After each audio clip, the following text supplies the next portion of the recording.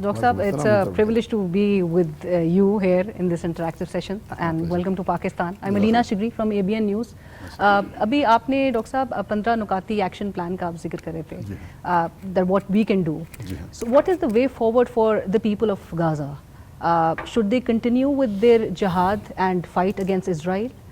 And is jihad mandatory under such circumstances? And second part میرے question کا ہے, for a society that's facing suppression, that faces violence against women, children, minorities, how can such society be healed under Islamic teachings? پہلا سوال ہے آپ کے کہ جو مسلمان جو غزہ میں ہیں ان کے لیے سلوشن کیا ہے, کیا انہیں جہاد کنٹینیو کرنا چاہیے. سب سے پہلے یہ جو جہاد کی معنی امپورٹنٹ ہے, جد و جہد. جہاد کو جو میڈیا نے جو غلط پکچر پینٹ کیا ہے کہ it is like going for battle field, that is one type of جہاد. بٹ اکثر جو جہاد ہے جد و جہد کرنا, ٹو اسٹرائیو اینڈ اسٹرگل, اور کئی قسم کے ہیں. One of the high level is جہاد اگینسٹ یور نفس. اور میں نے کہا ہوں کہ آج جو مسلمان غزہ میں جو کر رہے ہیں, میرے حساب سے وہ فرض کفایہ کر رہے ہیں. They are protecting the third holiest site.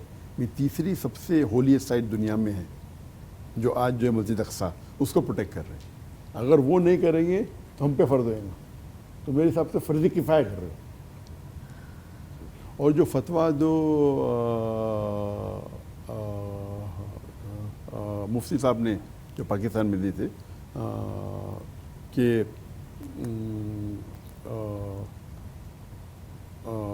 جو دیوبند کے جو مفتی تقی عثمانی, ان نے جو فتویٰ دی تھے لاسٹ دسمبر کو کانفرنس میں, میرے نزدیک اٹ واز ونڈرفل.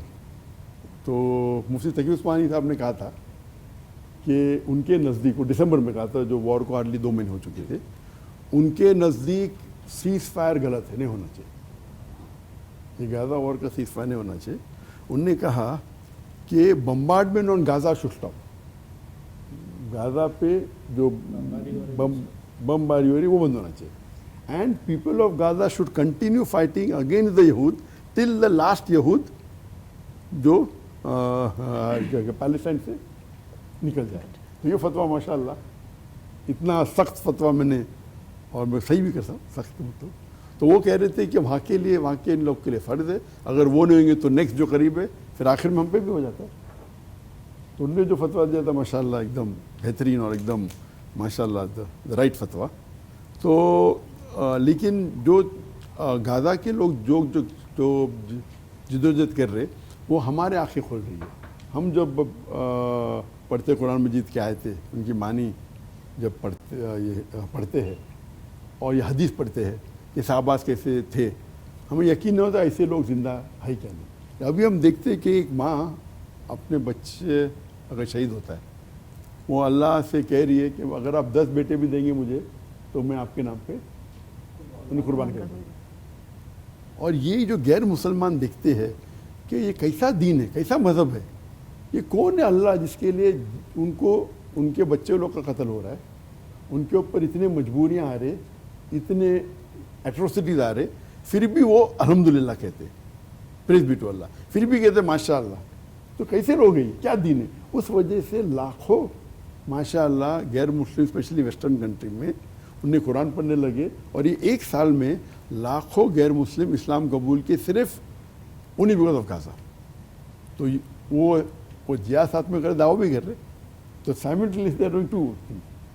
اور ہمیں بھی اسلام سکھا رہے, اسلام بھی کر رہے. تو جہاد بھی کر رہے, اسلام بھی کر رہے, دعویٰ بھی کر رہے. This is called killing 3 birds with 1 stone. ایک تیر سے تین کا شکار.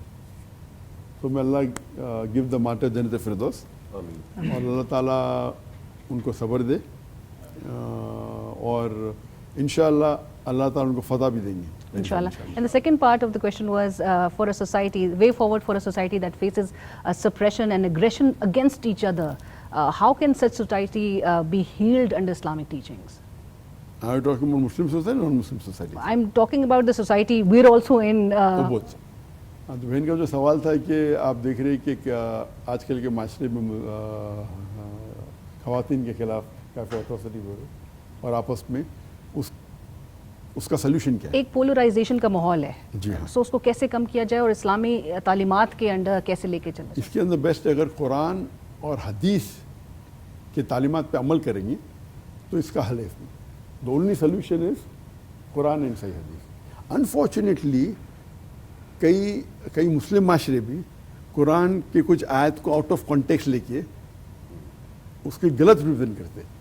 جو قرآن کے جو پرنسپل ہے ٹو پروٹیکٹ, انفیکٹ میں تقریر کیا وومن رائٹس ان اسلام, خواتین کے حقوق اسلام میں, اور آپ دیکھیں گے تو اسلام ایک واحد مذہب ہے پوری دنیا میں جو بیسٹ پروٹیکٹ کرتا ہے وومن کو. تو جو لوگ قرآن یا حدیث کا غلط معنی لے کے ایٹروسٹیز کر کے ان کی اصلاح کرنا چاہیے. اور جو غیر مسلمان ہیں آپ دیکھیں گے ان کے مذہب میں یا ان کے سوسائٹی میں it is more of a show. when they talk about women's right or women's liberalization, it is nothing but a disguised form of exploitation of a body, deprivation of a soul, and they are making them mere, sex models in the name of art and culture. تو یہ غلط فہمی جو women rights کے بارے میں کہتے ہیں یہ ایکچولی غلط ہے. اور ایک بہت اچھا نقطہ ہے, یہ ورڈ فیمنزم کوئی سنتا ہے تو مسلمان بھڑک جاتا ہے, کیا ہے I am not feminist. Actually, feminism is a misnomer. It's a misnomer. Feminism ایسا لگتا ہے کہ جو ایک ہوتا ہے پیٹریکل سوسائٹی جو کہتے ہیں کہ مرد سب سے اونچا ہے, ایک ہوتا ہے میٹریکل سوسائٹی جو کہتے ہیں عورت اونچی ہے.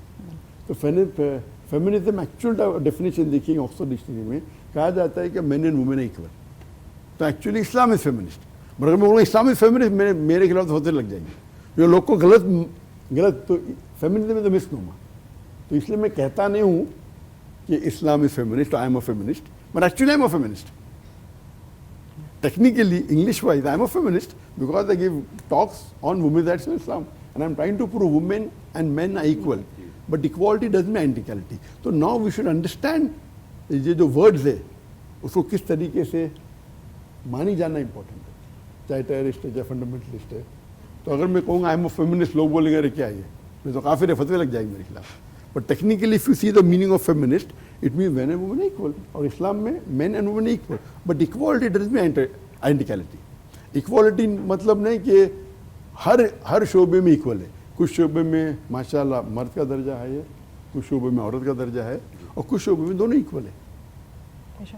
اور میں مثال دیتا ہوں کہ اگر ایک اسٹوڈنٹ اگر ایک ایگزامینیشن پیپر دیتا ہے اور 10 سوالات کے 10 جوابات دیتا ہے, ہر جواب کے 10 نمبر ہوتے ہیں. تو اسٹوڈنٹ اے کو سوال نمبر 1 میں اس کو 9 ملتا ہے 10 میں سے, اور اسٹوڈنٹ بی کو ملتا ہے 10 میں سے 8. تو student A is higher than student B in answer number 1. جو سوال نمبر 2 ہوتا ہے اس میں اسٹوڈنٹ اے کو ملتا ہے 8 نمبر 10 میں سے, اسٹوڈنٹ بی کو ملتا ہے 9 نمبر 10 میں سے. تو آنسر نمبر 2 میں اسٹوڈنٹ بی اے سے ہائر ہے, اور باقی 8 جواب میں دونوں کو 8 میں سے 10 ملتے ہیں. اوور آل دونوں کو 80 آؤٹ آف 100 ہے. بٹ سوال نمبر 1 میں اے کا درجہ اوپر ہے, سوال نمبر 2 میں بی کا درجہ ہے, اوور آل ایکول ہے. اسی طریقے سے men and women in Islam equal ہے, بٹ سم ایسپیکٹ میں. فار ایگزامپل قرآن کی آیت ہے سورہ نساء سورہ نمبر 4 آیت نمبر 34 کے اندر کہ مرد قوام ہے, اس کا بھی غلط معنی لوگ رہتے ہیں کہ مرد سپیریئر ہے. قوام مطلب ادھر اقامہ مطلب کھڑے ہونا, 1 degree of higher responsibility in supporting the woman. Doesn't mean 1 degree of superiority. تو لوگ اس کا غلط معنی دیتے ہیں, اور اس کی معنی because he has got more strength, مطلب مرد کے پاس زیادہ طاقت ہے and he provides. تو اگر میں کہوں گا, اگر ایک چور میرے گھر میں آئے گا اور میں کہوں گا کہ میں مانتا ہوں وومن رائٹس میں مانتا ہوں فیمنزم میں مانتا ہوں وومن رائٹس میں, تو میری بیوی جا کے جھگڑا کرے, یہ غلط ہے. اللہ تعالیٰ نے مرد کو زیادہ طاقت دی ہے, تو اگر چور گھر میں آئے گا تو مرد مقابلہ کریں. اور دوسری طور کے اوپر جب ماں کا درجہ ہے, حدیث میں آتا ہے کہ ماں کے پیر کے نیچے جنت ہے. اور جب ایک شخص نے کہا کہ سب سے زیادہ مجھے کس سے محبت کرنا ہے, لو اینڈ کمپینشپ, تو اللہ کے رسول نے فرمایا تیری ماں, اس کے بعد تیری ماں, اس کے بعد تیری ماں, اس کے بعد کون, پھر باپ. یعنی 75% of the love and companionship goes to the ماں, 25% to the father. In short ماں کو ملتا ہے gold medal, silver medal and bronze medal. Father gets a consolation prize. तो यहाँ दर्जा माँ को ज़्यादा हो गया।